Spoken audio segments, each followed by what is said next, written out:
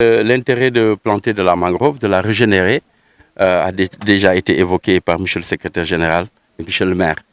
Donc je n'y reviendrai pas trop.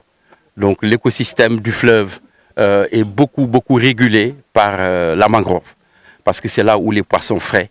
Mais également la mangrove est connue pour absorber le sel. Et vous savez qu'en général, au Sénégal, tous nos cours d'eau sont envahis par le sel. Donc c'est important que Monsieur le maire et son équipe y prennent conscience, sans parler des aspects économiques. Donc Sédhiou devrait être une région exportatrice de poissons, puisqu'il y a de l'eau partout. Donc c'est un acte à saluer. Saluer aussi l'activité des jeunes, Green Sédhiou. Je crois que moi, pourquoi j'ai pris sur moi de me déplacer, parce que ce qui est en train d'être fait ici doit être montré à toute la jeunesse du Sénégal, qui doit s'atteler pendant les vacances à reverdir leur cadre de vie. C'est extrêmement important. Puisque vous savez, l'air que nous respirons, la seule chose de la nature capable de la purifier, c'est les arbres. Donc c'est important. Or, nous respirons beaucoup d'air dans la journée. Si cette air-là est polluée, nous tombons souvent malades. Donc c'est important et je voudrais saluer l'action de Green Sédhiou.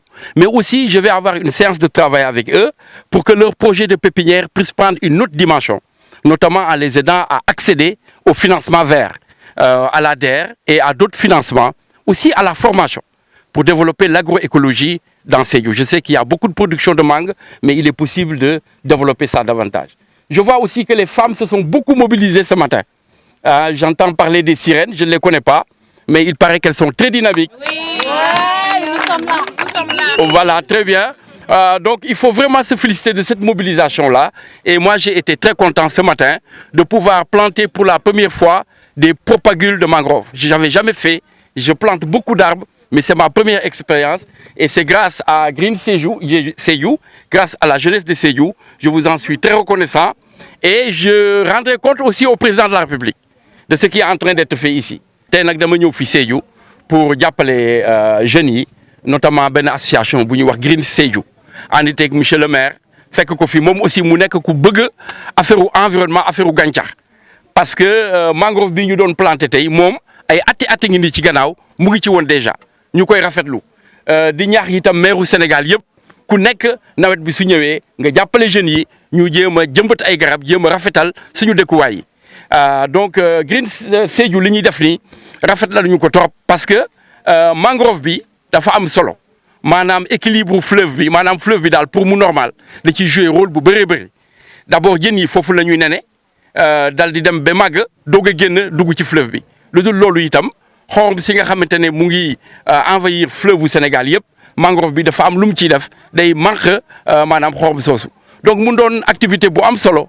ñu ci gërëm di ci sant waa Green Sédhiou suñu delloo danañ fexe ba wax ko borom réew mi pour mu xam fii jeunes yi lan la ñuy def fexe itam ñu accéder ci environnement bi dëgg naa monsieur le maire ñuy naan ville verte mais Sédhiou est une ville jardin maanaam Sédhiou comme jardin la rek su ngeen góorgóorloo tuuti waxuma la Sénégal waaye mun nañu fal Sédhiou sax la ville la plus verte d'Afrique parce que ndox moo leen wër di ndox mu neex boo xamante ne loo jëmbat mu sax. ñu ñaan yàlla lii ñu continuer ñu jéem a dooleel jeunes yi ñu jéem a gën a wakkaarlu mu indi lii itam njëriñ parce que nekkul rek reboiser pour reboiser am nañu projet pépinière dinañ ci taxaw ba ñu am financement yoo xamante ne dana leen permettre ñu gis ci seen bopp ba mu nekk seen métier. parce que affaire u gàncax métier la il faut que jeunes yi xam loolu benn cocotier soo ko bëggee jënd 50 centimètres lu mu yées nga def ci 5000 francs soo ci amee 100 cocotiers déjà loolu revenu commencé na ñëw. Donc ñu encourager jeunes yi di leen féliciter ci initiative bi